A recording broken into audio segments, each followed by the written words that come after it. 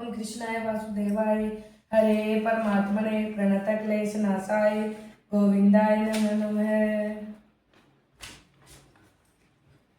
श्रीमद् भागवत गीता का पहला अध्याय। धृतराष्ट्र बोले, हे संजय, धर्म भूमि कुरुक्षेत्र में इकट्ठे हुए युद्ध की इच्छा वाले मेरे और पांडु के पुत्रों ने क्या किया? इस पर संजय बोले, उस समय राजा दुर्योधन ने व्यूह रचनात्मक पांडवों की सेना को देखकर और द्रोणाचार्य के पास जाकर यह वचन कहा, हे आचार्य, आपके बुद्धिमान शिष्य द्रुपद दृष्ट धूमन द्वारा व्यूहाकार खड़ी की हुई पांडुपुत्रों की इस बड़ी भारी सेना को देखिए। इस सेना में बड़े बड़े धनुषों वाले युद्ध में भीम और अर्जुन के समान बहुत से शूरवीर हैं, जैसे सात्यकी और विराट तथा महारथी राजा द्रुपद और धृष्टकेतु, चेकितान तथा बलवान काशीराज, पुरुजित, कुंतीभोज और मनुष्यों में श्रेष्ठ सेव्य और पराक्रमी युद्धामन्यु तथा बलवान उत्तमौजा, सुभद्रा पुत्र अभिमन्यु और द्रौपदी के पांचों पुत्र, ये सभी महारथी है। ये ब्राह्मण श्रेष्ठ हमारे पक्ष में भी जो जो प्रधान है उनको आप समझ लीजिए। आपके जानने के लिए मेरी सेना के जो जो सेनापति हैं उनको कहता हूँ। एक तो स्वयं आप और पितामह भीष्म तथा कर्ण और संग्राम विजयी कृपाचार्य तथा वैसे ही अश्वत्थामा, विकर्ण और सोमदत्त का पुत्र भूरिश्रवा तथा और भी बहुत से शूरवीर अनेक प्रकार के शस्त्र अस्त्रों से युक्त मेरे लिए जीवन की आशा को त्यागने वाले सबके सब युद्ध में चतुर है। भीष्म पितामह द्वारा रक्षित हमारी वह सेना सब प्रकार से अजय है और भीम द्वारा रक्षित इन लोगों की यह सेना जीत में सुगम है।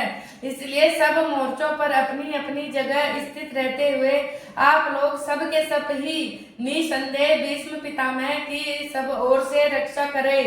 इस प्रकार द्रोणाचार्य से कहते हुए दुर्योधन ने वचनों को सुनकर कौरवों में वृद्ध बड़े प्रतापी पितामह भीष्म ने उस दुर्योधन के हृदय में हर्ष उत्पन्न करते हुए उच्च स्वर से सिंह की नाद के समान गर्ज कर शंख बजाया। उसके उपरांत शंख और नगारे तथा ढोल, मृदंग और नरसिंगादि बाजे एक साथ ही बजे। उनका वह शब्द बड़ा भयंकर हुआ। उसके अनंतर सफेद घोड़ों से युक्त उत्तम रथ में बैठे हुए श्री कृष्ण महाराज और अर्जुन ने भी अलौकिक शंख बजाए। उनमें श्री कृष्ण महाराज ने पांचजन्य नामक शंख और अर्जुन ने देवदत्त नामक शंख बजाया। भयानक कर्म वाले भीमसेन ने पौंड्र नामक महाशंख बजाया। कुंती पुत्र राजा युधिष्ठिर ने अनंत विजय नामक शंख और नकुल तथा सहदेव ने सुघोष और मणिपुष्पक नाम वाले शंख बजाए। श्रेष्ठ धनुष वाले काशीराज और महारथी शिखंडी और धृष्टद्युम्न तथा राजा विराट और अजय सात्यकी तथा राजा द्रुपद और द्रौपदी के पांचों पुत्र और बड़ी भुजा वाले सुभद्रा पुत्र अभिमन्यु, इन सब ने राजन अलग अलग शंख बजाए और उस भयानक शब्द ने आकाश और पृथ्वी को भी शब्दायमान करते हुए धृतराष्ट्र पुत्रों के हृदय विदीर्ण कर दिए। हे राजन, उसके उपरांत कपिध्वज अर्जुन ने खड़े हुए धृतराष्ट्र पुत्रों को देखकर उस शस्त्र चलने की तैयारी के समय धनुष उठाकर ऋषिकेश श्री कृष्ण महाराज से यह वचन कहा, हे अच्युत, मेरे रथ को दोनों सेनाओं के बीच में खड़ा करिए।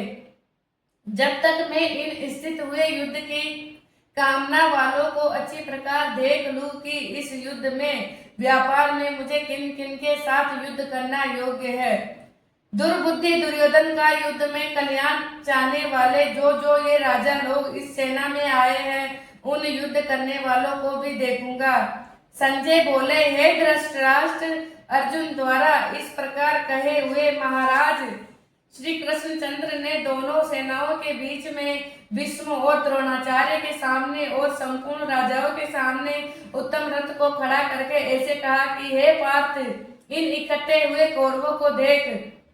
उसके उपरांत प्रथापुत्र अर्जुन ने उन दोनों ही सेनाओं में से स्थित हुए पिता के भाइयों को, पितामहों को, आचार्यों को, मामों को, भाइयों को, पुत्रों को, पौत्रों को तथा मित्रों को, ससुरों को और शूरदियों को भी देखा।